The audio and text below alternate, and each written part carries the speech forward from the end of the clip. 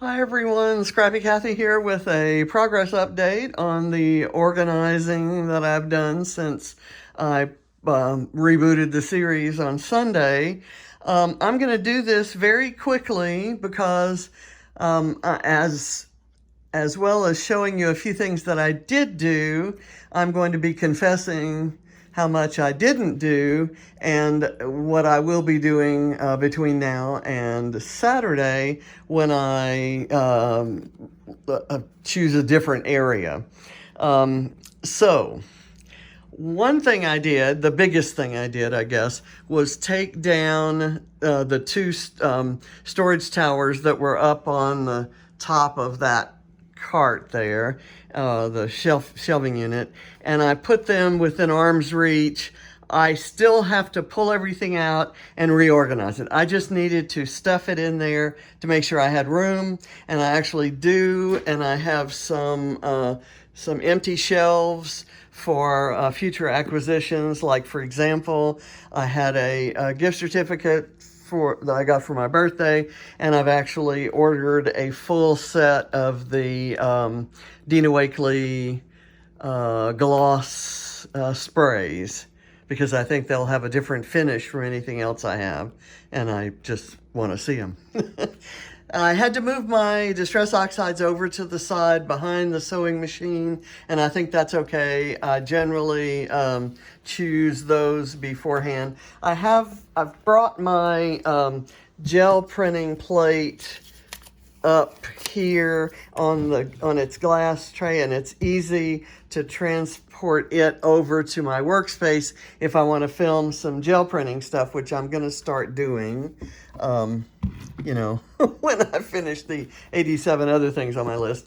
I'm going to go through this bowl of junk, but in the meantime, it remains my holding place for stuff I just haven't got the energy to put away quite yet. I found bits of foam, and I'm keeping it right there on my desk so that I use it all, because it's so easy to just grab foam tape and use that. But I'm going to use these things, these bits and pieces, until I get this down where the stuff doesn't overflow. So that's my goal. I have this little tray over here, this little turntable over here with some things that used to be over there, but this keeps them closer. I've got my glue, my tweezers, my scissors, stamp cleaner. This is Brutus Monroe stamp cleaner. It works wonders. And here's I use it in combination with my Lawn Fawn stamp chamois. And I always need to have black texture paste and white texture paste handy, and black and white twine, and I don't know, Kleenex and lip gloss, or what do you call it? Chapstick. I reorganized stuff here. I had a bunch of what I would call unattractive mixed media supplies, like texture kinds of things, and bubble wrap, stuff like that. The kinds of things that are in here now. And so that allowed me space to put all of my acrylic paints, gouache, a tray of watercolors, just some mediums, things like that. And then I have my brayers and stuff. These are my previously done gel prints, and I want to use them for something, but as long as they're stuffed in there, I'll never see them and never use them. So I'm going to do they're all coming out, and some more supplies will go there. Probably my the things down the bottom there, which are my embossing powders and other embossing supplies. And as long as they're hidden in there, I'll never use them. But if I put them here, I will. I've got a couple trays here that I organized, some miscellaneous embellishments, and my wood veneers. I took those were in what I want to call informal storage. I had some old deli trays or you know, those cut fruit trays that had dividers, and I just kind of had things stuffed in there. I haven't done much with my sequins. I organized those in the last series, and I'm still happy with and using those the way they are. These are my Spiegelmom mixes. These are the non-Spiegelmom mixes that are in those small containers. I have other containers of older sequins that I had before Spiegelmom. I organized my enamel dots and bling. I separated them. These are the dots and these are the bling. I put things out front that I might let in there and yet that I want to kill. So, you know, I would never go looking for gray, and here, so these would stay in there for years, but I'm going to use those on my next layout, I think. That's my stack of foam, fun foam sheets, and then this is kind of where I keep a bunch of stuff that I know exactly where it is, and it's not cute, but it's handy. Underneath there are some things that I would like to put other places, but for right now, that's handy. Those are my latest two, the scrap kits, and then some mixed media supplies there that are going to go elsewhere. And this is my basket of my scrap backwards kit, my current scrap backwards kit, and my previous scrap backwards kit. And if I have any kits from for design team or guest design work, they go in there because I don't want to mix them in with my other things. So basically, this area that I'm showing now is the part that I worked on these past few days, and it's my filming studio, and I call it that because right there is my is my long arm that holds my currently my phone, but I have a this doohickey that's going to hold my webcam if and when I get one. And I'm going to, for between now and Saturday, I'm going to pull all this stuff out and reload it with similar things so that there's some rhyme or reason to the order in which they're loaded. So we'll see how that works out. And I'm also on Friday, but between now and Saturday, going to look into the drawers of this cabinet right here, which contains sewing things. I can probably get everything that's in those two drawers into one, and then maybe some of what's in here can go in there, and a lot of what's in here can go somewhere over there, and then this cart will be able to be used for something else. But for right now, it's handy enough right here, and I know what's behind it, so I just pull it out of the way and get to it, and it's not in the way of anything.